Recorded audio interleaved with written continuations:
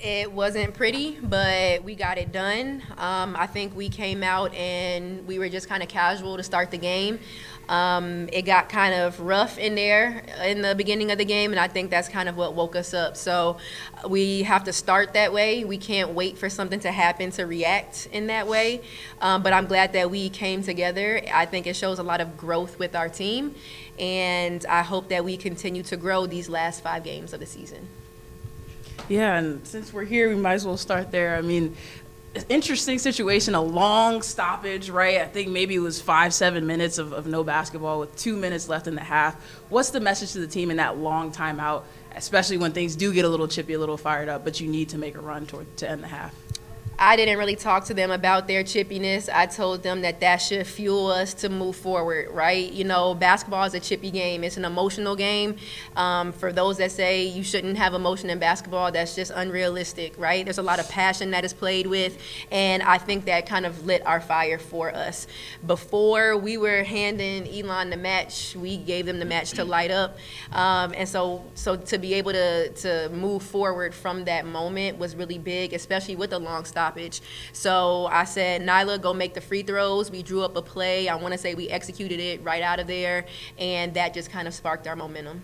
Absolutely, and I was just about to ask about that play, Nylah, because right after that stoppage, the ball goes to you. You kind of do a fake handoff and get a left-hand layup to go. Did that a couple times. You're really, shifty in there, a lot shiftier than some teams I think anticipate. So what was it you were seeing against bigs that are long, that have a lot of that height and athleticism? A lot of the times, Coach E draws up something that's like, their bigs were mostly like coming like in like trapping the ball or like really showing heavy. So she knew that the big was gonna like kind of shift. Like as soon as like I was faking the handoff, that was the time to go. So like it was all Coach E just drawing up, seeing that on the floor. So yeah.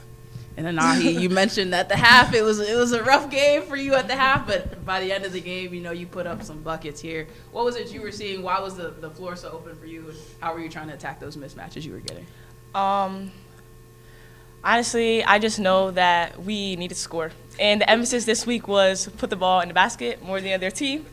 I'm sorry. Can I just do a 30-second timeout? We always need to score. I know, but it was emphasized. I feel like it was just the timing of the game and what was happening. I think I needed to be more aggressive, which is something that I was trying to learn throughout this season, and I just needed to produce. And that's what I saw the basket. I had a smaller guard on me, so I saw the mismatch, and I just drove.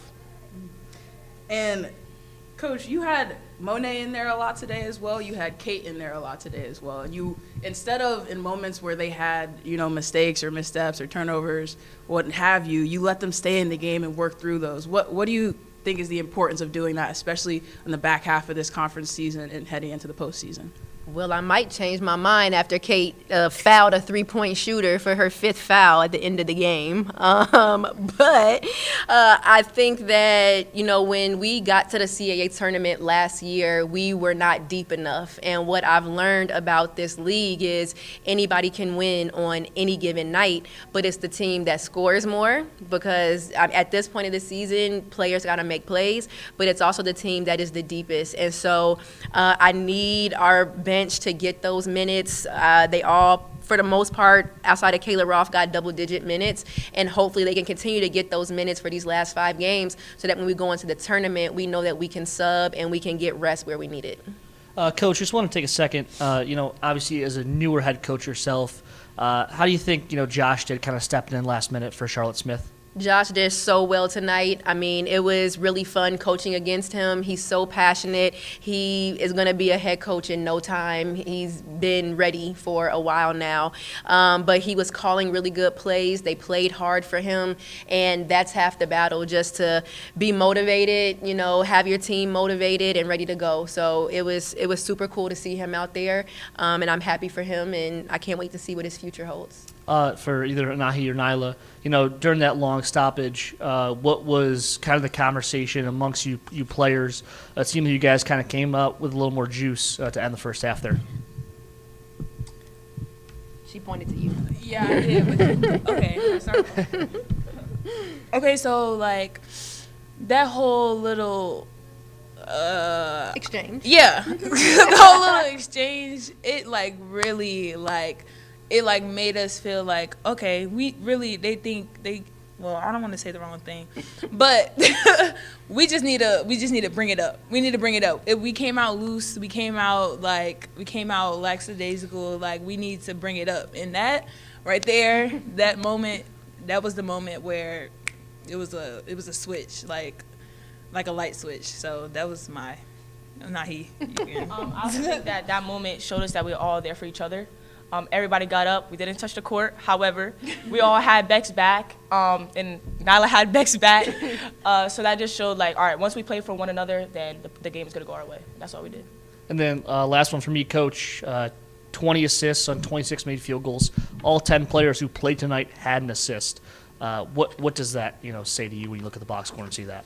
Well, when we were talking about scoring this week, we were just talking about moving the ball, right? Elon is a very scrappy team. They deny, they hard hedge, they trap. We practiced it all week and prepared for it.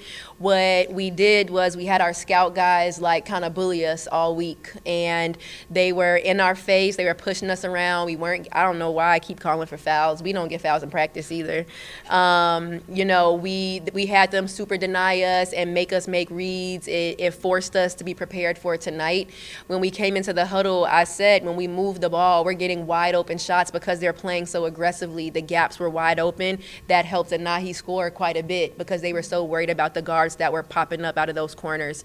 So we just wanted to move the ball. I'm glad that we were able to hit shots. I don't know how many threes we had in the first half, but we hit 8, which is good for us. We haven't shot the 3 ball that well up to this point, so just really big on focusing in. And I think probably the biggest stat was we had 0 points in the paint in the first half, and we ended with 30. And a lot of those were no dribble needed points in the paint just because they were trapping, and our guards did a great job passing out of it.